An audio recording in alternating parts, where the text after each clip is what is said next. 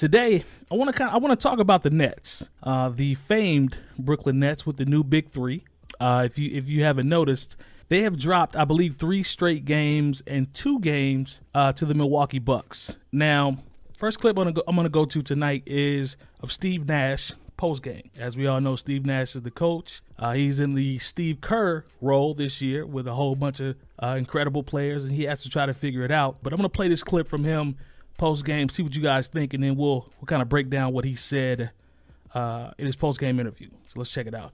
In the fourth quarter, their 18-1 run, what did you think kind of turned the game, and where did you guys struggle in that stretch? Yeah, we had a poor stretch. I think it was a little bit of a photo of the night in general, is that they were just overall more physical than us at both ends of the floor. Our gap for our team is that we don't have a common history. We're brand new. Everything's new. We've changed teams more or less a number of times. So we got a gap to make up as far as our understanding of one another. And while we make up that gap, we got to be more physical. We got to win 50-50 balls, and we got to do the dirty work, because we have to give ourselves some sort of buffer while we figure each other out, while we get more familiar with our schemes and our sets, and, give ourselves, like I said, that little cushion where maybe it's not as smooth, it's not as seamless at all times, but we're still able to scrap and claw and stay in the games. Bruce Beck, NBC New York. Steve, the 15 offensive rebounds by the Bucks, is that kind of what you're talking about in terms of hustle, in terms of tenacity tonight, that was definitely in their favor? It is a great indicator. I think it tells a story of a slightly bigger picture than just the rebounds, but they did a great job being physical at both ends. They got a lot of offensive rebounds. They got into us defensively. We had our chance. I think it was early in the fourth, we went up 5 points, and then had a really sloppy stretch. I think you said an 18-1 run. So we had our chances. We didn't execute when it really mattered, but a great opportunity for us to take something from this series, from this game, and grow from it. Alex Schiffer, The Athletic. So he said a couple things here that stuck out to me. And one of the things that he mentioned was in relation to, and I'm paraphrasing here, but lack of reps. It's a new team that you put together, a la the Miami Heat. They threw together Chris Bosh, LeBron, and D. Wade. So I think that's going to be the main thing, but one of the things that's glaring about this team is how they play with James Harden and how they play without him. Now, again, I have been on record as a person that has been severely critical of James Harden's, not his skill set and his ability, but his playing style and how that has related to the playoffs in the past. I'll be the first one to admit that. I've always been in the travel club when he does his step back, and I stand on that. But at the same time, you have to keep it a buck and you have to be a realist. And the boy was playing great with Brooklyn up until he got hurt. I also said in a previous episode a while back that I think he, being the primary ball handler, is going to play dividends for them. Now, we have to take that into consideration because of his playoff history, so there's a grain of salt there. But you can tell watching them that they are somewhat discombobulated from an offensive standpoint without him, because he's the one that usually controls the pace. He's the one that's making the plays. He's the one that's getting them into their offense. KD moves a little bit more off the ball, so he can still move around, still be great. He's going to get you 30 no matter where you put him. So let's take that out of consideration. Kyrie's great. He's going to do what he's going to do. But they play different when Harden is there. You're talking about a dude 11.5 assists, and the assists are starting to look more meaningful this year. Like, a lot of the times I was the main person that would say, oh, yeah, Harden's dribble for 20 seconds of the shot clock and then drive and make a desperation kick out, draw, and kick. He got a lot of his assists that way. He would do a couple pocket passes here and there, but it's different this year. Like, I feel like he is maximizing his skill set, and it's for the betterment of the team. They're 27-7 with him, 7-8, I believe, without him. So I'm very curious to see how he comes back into the fold, because a hamstring, we all know that can be iffy.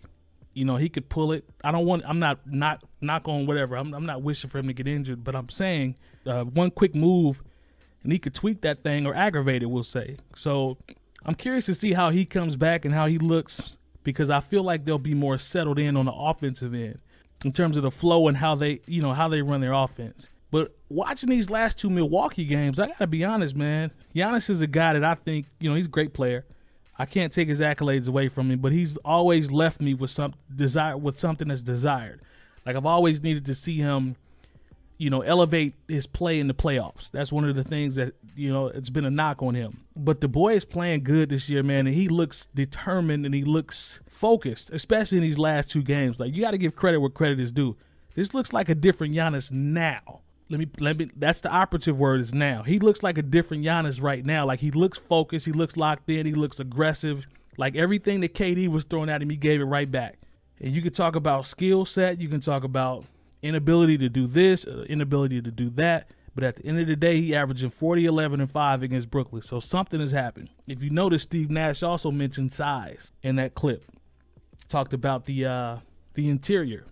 They got a huge advantage, man. Giannis was pretty much bully ball. It was almost on some Shaq type stuff. Like, he was just dominant, man. Layups, jump hooks, everything's close to the rim. No matter if KD's on him, no matter if Blake Griffin was on him, whoever was on him, like, he was just pretty much getting what he wanted. Now, the threes that he hit, that's house money. I'm not going. I don't see that happening. But Giannis is playing good basketball, man. Good, dominant, high-level basketball. You got to give him credit, man. He gave KD and Brooklyn everything they wanted. But at the same time, we have to go back and remember, Brooklyn is adding a 30 to 35 point per game scorer that was an MVP 2 years ago, and is pretty much leading the league in assists while averaging about 25 points per game. That's going to come back and try to settle down this offense.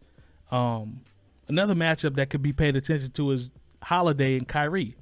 Kyrie's going to find a way to get his. Like, when you get that good and you get to the point where you're that skilled and that creative, you're going to find a way to get it. But if you watch those games and you say, Drew isn't bothering him, I don't know if you're really watching him, because he's making it tough on him to score. We'll just say that. You can't. Great players are not going to get locked up. They'll do self-check if they miss it, they have an off night or something like that. But you're not going, quote unquote, lock up a player for an entire series. A dude that's that cold.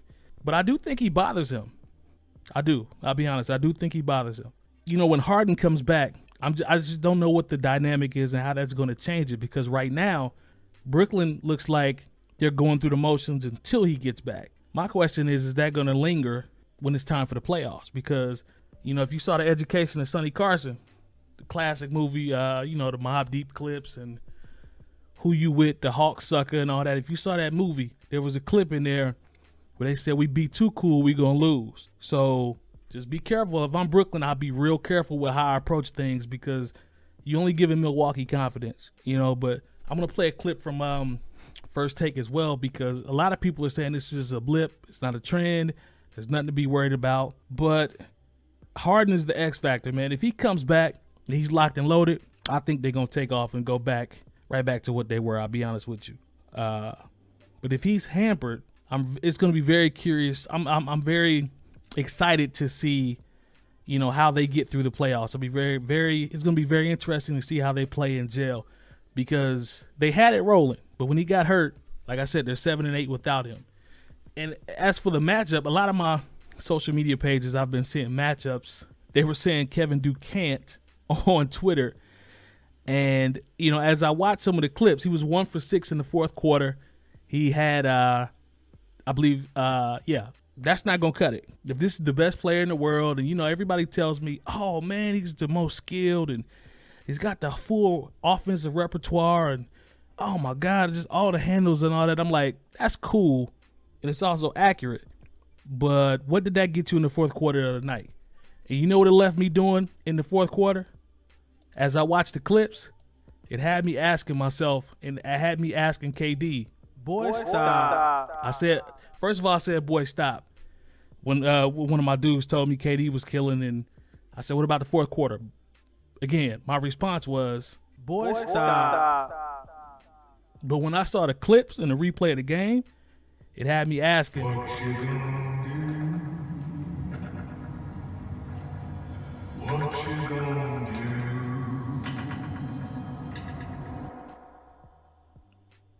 I'm just saying, in the fourth quarter, again, KD had me asking, what you gonna